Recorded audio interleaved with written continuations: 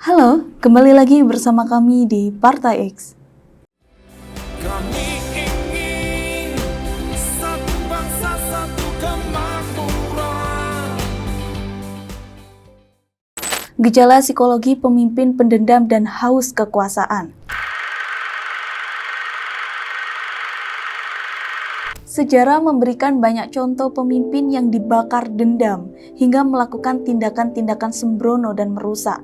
Kisah nyata Rodrigo Duterte, mantan presiden Filipina, berawal dari dendam masa lalu. Dia mengklaim bahwa ibunya telah diperkosa oleh seorang pengguna narkoba. Maka Duterte menghabisi para pengguna narkoba di Filipina. Kisah lain, Robert Mugabe, Zimbabwe, menguasai negaranya dengan tangan besi demi mempertahankan kekuasaan pribadi dan ambisinya sendiri.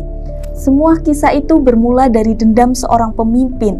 Dendam bisa mendorong pemimpin untuk menghabisi lawan-lawannya dengan kejam, menindas kelompok yang tidak sejalan, atau menghabisi rezim kekuasaan pejabat sebelumnya. Di Indonesia, pernahkah kalian mendengar secuil narasi yang mengatakan Jokowi dendam pada ucapan Megawati, sehingga dia pun menyodorkan anaknya sebagai pendamping Prabowo?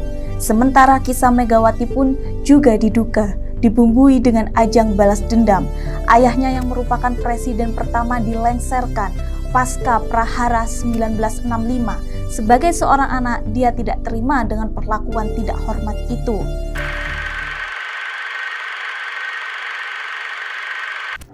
Barmawi MSI sebagai Ketua Himpunan Psikologi Indonesia (HIMPSI) dalam dialesis.com mengungkapkan bahwa pemimpin yang memiliki jiwa pendendam cenderung akan memendam rasa dendam dan mengambil tindakan balas dendam kepada pihak-pihak yang dianggap menghalangi atau mengkritiknya.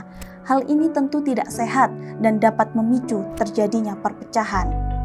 Selain dendam, bahaya lain yang mengintai pemimpin adalah kehausan kontrol kekuasaan yang berlebihan di semua lini dan hulu ke hilir.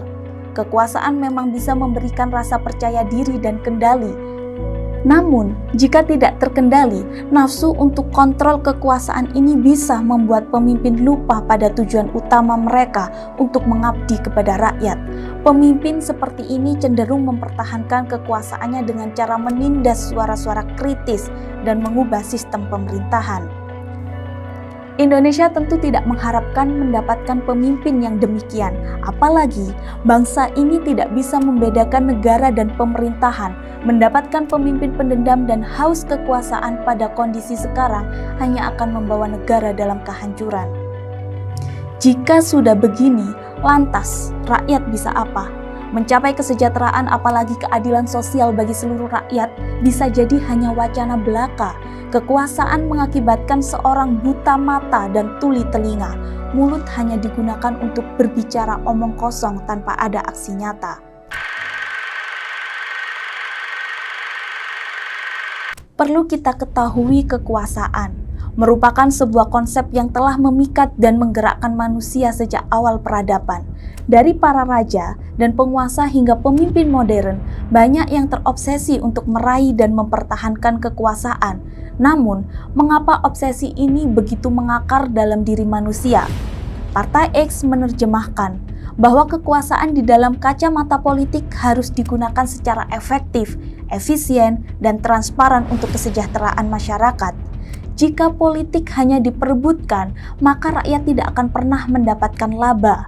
Dalam sejarah manusia, kekuasaan seringkali menjadi jaminan keamanan dari ancaman eksternal maupun internal.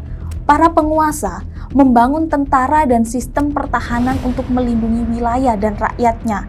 Dalam skala yang lebih kecil, individu yang memiliki kekuasaan merasa lebih aman dari ancaman atau penghinaan dari orang lain. Para penguasa hanya akan berpikir mereka punya kuasa sehingga bisa menindas siapa saja. Tak peduli pada janji yang diucapkan saat kampanye, karena yang dibutuhkan oleh mereka yang duduk di singgasana hanya kekuasaan. Rakyat diberikan hak untuk memilih tanpa diberikan kemampuan untuk memilih. Alhasil, jika negara sudah tidak lagi membedakan wilayah dan rakyat, ditambah lagi dengan pemimpin pendendam yang berkuasa, maka kehancuran negara niscaya terjadi. Hanya dengan pemimpin yang memegang prinsip manunggaling kawula Gusti, menyatunya rakyat dan Tuhan, kita bisa membangun masa depan yang lebih baik, jauh dari kegelapan, dendam, dan kezaliman kekuasaan. Bagaimana menurut kalian?